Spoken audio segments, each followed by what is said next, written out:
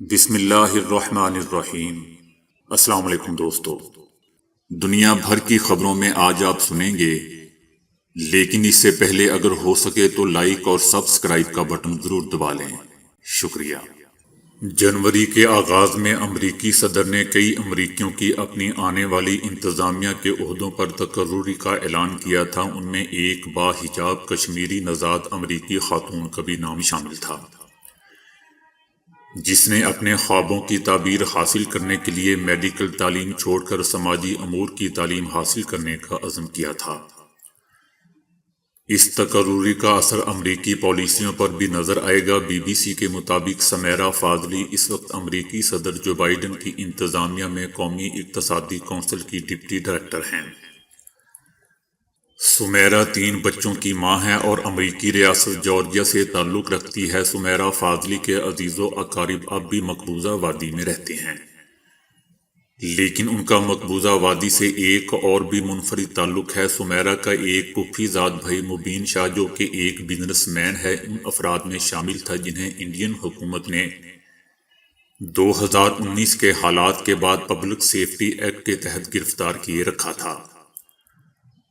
مبین کی اس عزیزداری کی وجہ سے فاضلی خاندان نے ان کی رہائی کے لیے واشنگٹن میں اپنا اثر و رسوخ استعمال کیا تھا۔ سمیرا کی بہن یسریٰ فاضلی، جو کہ انسانی حقوق کی ایک وکیل بھی ہیں، انہوں نے 2019 میں امریکی کانگریس کے سامنے پیش ہو کر مقبوضہ وادی کے حالات کے بارے میں بیانات بھی دیے تھے۔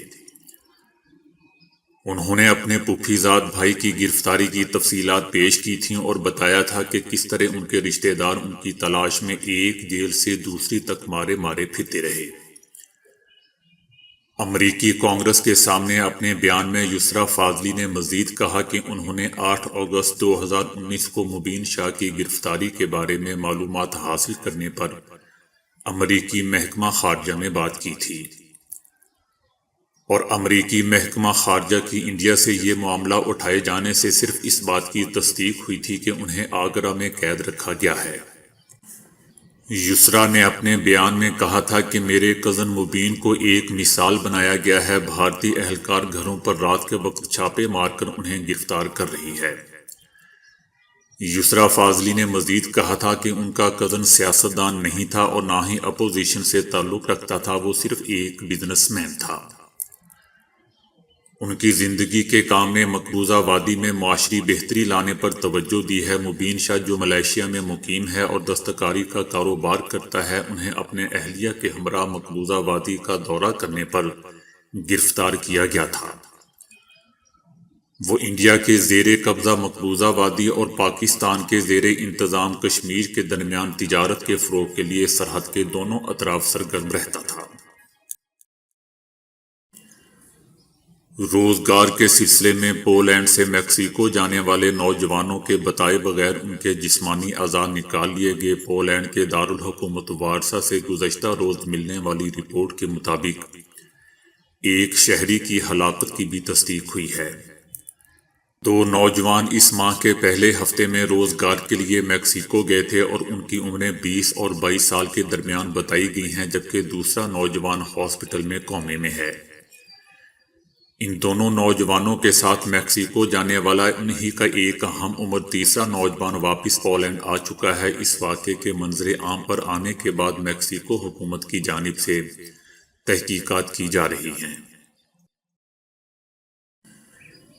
سعودی عرب کے جنوبی شہر طائف کی سرزمین پر کاشت ہونے والے مشہور طائفی گلاب چننے اور اس کی مدد سے دنیا کے مہنگے ترین عطریات کی تیاری کا کام شروع ہو چکا ہے۔ طائفی گلاب پوری دنیا میں اپنی بہترین اور دل آویز خوشبو کی وجہ سے شہرت رکھتا ہے۔ طائفی گلاب کے کاشتکاروں کے لیے یہ موسم سال بھر کی محنت کا ثمر سمیٹنے کا وقت ہوتا ہے۔ کسان کئی ماہ تک گلاب کی آبیاری کرتے اور ان کی دیکھ بھال کرتے ہیں۔ اس علاقے میں کاشت کیے جانے والے پھول اپنے منفرد خوشبو کی بدولت مشہور ہیں، اور ان پھولوں سے عطر کشید کیا جاتا ہے جو دنیا کے مہنگے ترین عطریات میں سے ایک ہے۔ بعض کسان اپنے فوٹ پر تیار ہونے والے طائفی گلاب کو بازاروں میں فروخت بھی کرتے ہیں۔ کچھ شہری خود ہی ان کا عرق نکال کر اسے عطر تیار کرتے ہیں۔ پھول توڑنے کے لیے روایتی طریقہ کار اپنایا جاتا ہے۔ زیادہ تر لوگ صبح سویرے اور غروب آفتاب سے قبل پھول حاصل کرتے ہیں۔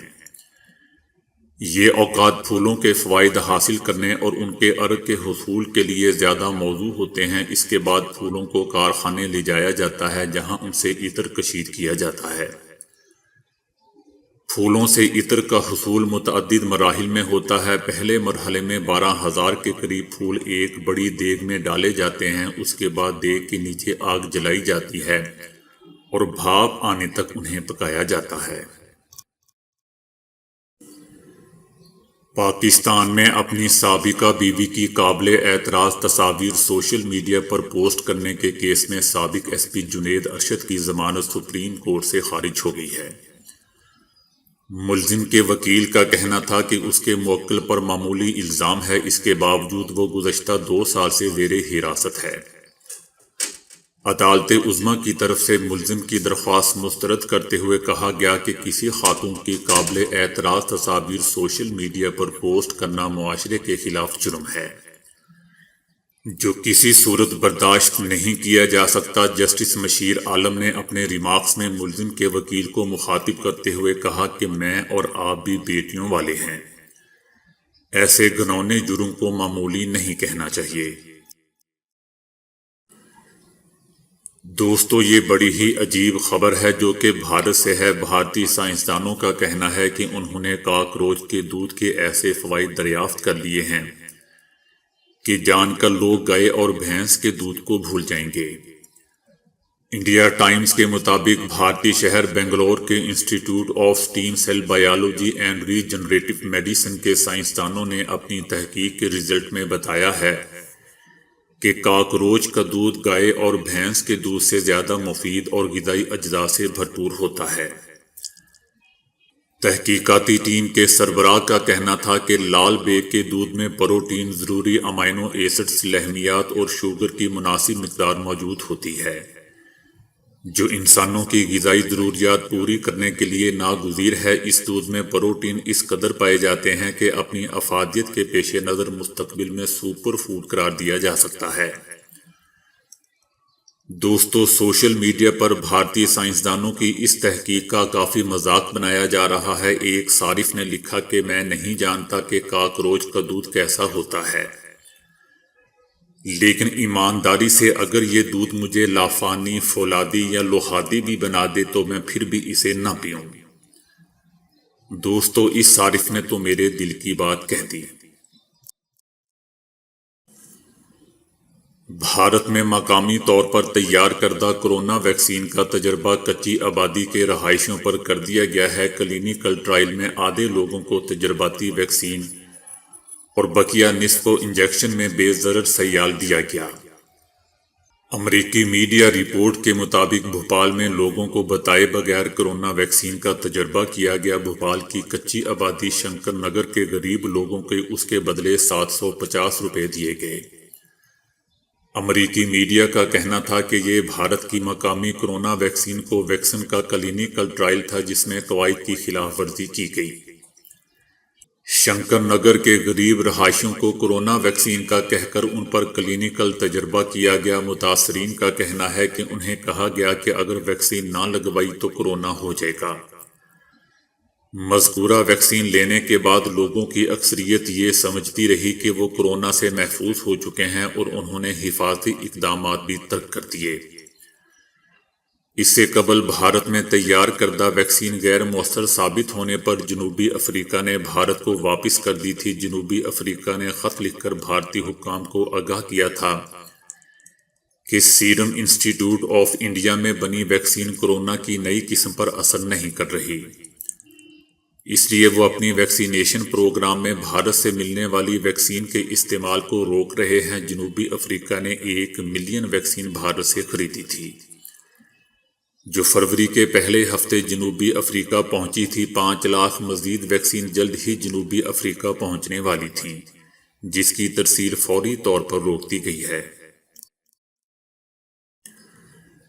جمال خشوگی کو مارنے کی امریکی رپورٹ پر سعودی عرب کا رد عمل بھی آ گیا۔ سعودی صحافی جمال خشوگی پر امریکی کانگریس کو پیش کی جانے والی رپورٹ میں سعودی عرب نے رد عمل دے دیا۔ سعودی عرب نے رپورٹ کو سختی سے مسترد کر دیا ہے۔ سعودی حکومت مبینہ رپورٹ میں سعودی قیادت سے متعلق منفی، غلط اور ناقابل قبول رزلٹ کو قطعی طور پر مسترد کرتی ہے۔ یہ رزلٹ کسی بھی حالت میں قابل قبول نہیں ہے۔ رپورٹ بہت ساری غلط معلومات اور رزلٹ پر مشتمل ہے۔ یہ سعودی قوانین اور اس کی اقدار کی کھلی خلاف ورزی پر مشتمل ہے۔ سعودی عرب نے یہ بھی کہا کہ بڑے افسوس کی بات ہے کہ اس جیسی رپورٹ جو غلط، ناقابل قبول رزلٹ پر مشتمل ہے، ایسے وقت میں جاری کی گئی ہے جب سعودی عرب اس گھناؤنے جرم کی مذمت کر چکا ہے اور اس کی قیادت اس قسم کے افسوسناک واقعات کو روکنے کے لیے ضروری اقدامات کر چکی ہے۔ سعودی عرب اپنی قیادت، ریاستی بالادستی اور عدالتی خود مختاری کو ذک پہنچانے والی ہر بات کو مسترد کرتا ہے۔ سائنسدانوں نے لوگوں کے دماغ کی ریئل ٹائم مانیٹرنگ کے ذریعے ان کی بزدلی ختم کرنے اور انہیں بہادر بنانے کا حیران کن طریقہ دریافت کر لیا۔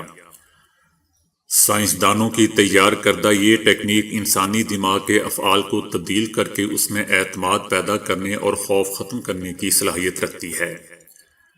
سائنسدانوں کا کہنا ہے کہ یہ ٹیکنیک ذہنی صدمات سے لاحق ہونے والے نفسیاتی عارضوں یعنی پوسٹ ٹرامیٹک سٹریس ڈس آرڈر کا علاج ثابت ہو سکتی ہے۔ جاپان کے ایڈوانس ٹیلی کمیونیکیشنز ریسرچ انسٹی ٹیوٹ انٹرنیشنل کے سائنسدانوں نے اپنی تیار کردہ اس ٹیکنیک کو ڈیکوڈڈ نیورو فیڈ بیک کا نام دیا ہے۔ انہوں نے اس کے ذریعے FMRI سکینز پر لوگوں کے دماغ کی ریئل ٹائم سرگرمی کو مانیٹر کرنے کا کامیاب عملی مظاہرہ کیا ہے اور اس پر مزید تجربات کیے جا رہے ہیں۔ تو دوستو، آج کے لیے اتنا ہی۔ ویڈیو کو لائک اور شیئر کرنے کا بہت بہت شکریہ۔